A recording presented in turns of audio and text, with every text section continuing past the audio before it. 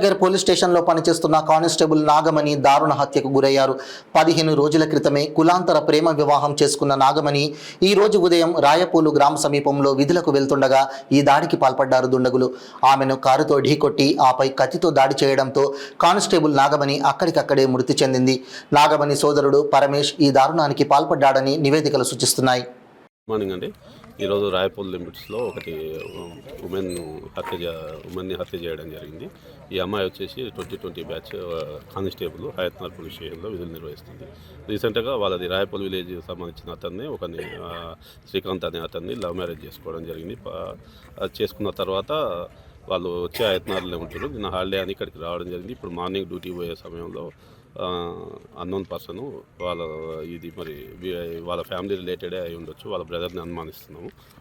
ఫర్దర్గా వాళ్ళ బ్రదర్ని పట్టుకున్నాక దాని ఇన్వెస్టిగేషన్ మళ్ళీ కంప్లీట్ చేస్తామండి. హయత్నగర్ పోలీస్ స్టేషన్లో పనిచేస్తుంది. కత్తితోటి మెడ మీద నరికి చంపేసారు. ఫర్దర్గా పోస్ట్ మార్టం అవన్నీ అయిపోయాక ఫర్దర్గా డీటెయిల్స్ అప్డేట్ చేస్తాం.